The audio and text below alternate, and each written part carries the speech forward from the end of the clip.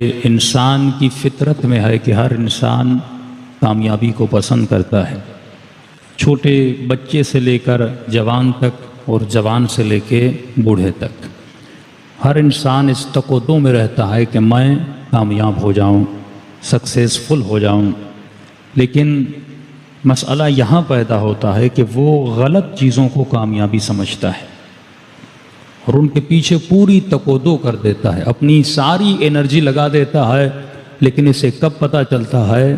جب موت اس کی قریب آتی ہے اور ملک الموت کو دیکھتا ہے، کیونکہ مولا فرماتے ہیں جیسے انسان دنیا سے جاتا ہے تو جب سے پیدا ہوا اور جتنی زندگی گزاری اس کے سامنے ایک فلم کی طرح گزرتی ہے اور اسے پتہ چل جاتا ہے کہ میں نے کامیاب زندگی گزاری تھی یا ناکام زندگی گزاری تھی۔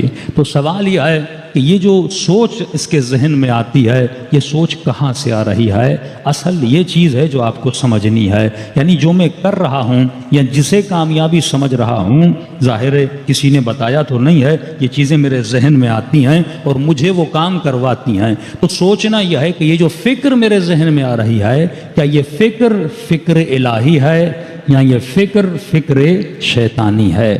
یہ سوچ نفس کی طرف سے دیا گیا مشورہ ہے یا یہ سوچ میری عقل سے دیا گیا مشورہ ہے؟ تو انسان اگر انہی چیزوں کو سوچے، مثلا شمر کربلا کی طرف جا رہا ہے، اس کے ذہن میں خیال آیا کہ اگر میں حسین کو شہید کر دوں گا تو میں کامیاب ہو جاؤں گا۔ یزید کے ذہن میں خیال آیا کہ جاؤ حسین ابن علی سے بیعت لو، اگر بیعت لوگے تو تمہاری حکومت بچ جائے گی۔ اب اس نے یہ سوچ کے تو نہیں کیا تھا کہ پوری دنیا مجھ پہ لعنت کرے، اس نے یہ سوچ کے تو نہیں کیا تھا کہ تا قیامت مجھ پہ لعنتیں ہوں گی، اس نے یہ سوچ کے تو نہیں کیا تھا کہ میں حسین کو شہید کروں گا اور اس کے بعد میری حکومت ختم ہو جائے گی۔ اس نے بقا کے لیے امام حسین کو شہید کیا، لیکن جس راستے پہ چل رہا تھا اس میں بقا نہیں تھی بلکہ یزید کی فنا لکھی ہوئی تھی۔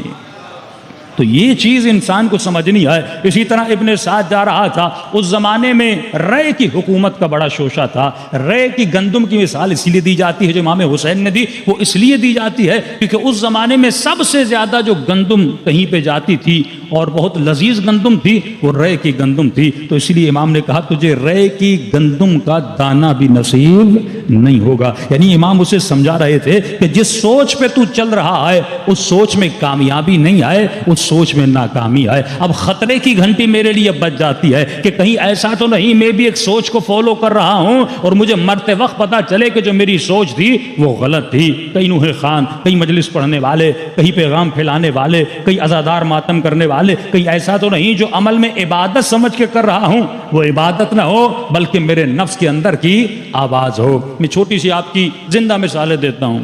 مثلا ہمارے پارا چنار کے ایک مومن بتاتے ہیں، یہ اسپیشلی کوئٹہ میں، کراچی میں، بڑے شہروں میں بھی یہ چیزیں ہیں، تو انہوں نے کہا کہ ایک سرکاری ملازم 60,000 تنخواہ لینے والا، لیکن ہوتا یہ ہے کہ اگر کوئی مومن کراچی سے مثلا کینیڈا گیا، آسٹریلیا گیا، تو وہاں جاتے کیا کرتا ہے؟ پہلے اپنی پکچرز بھیجتا ہے۔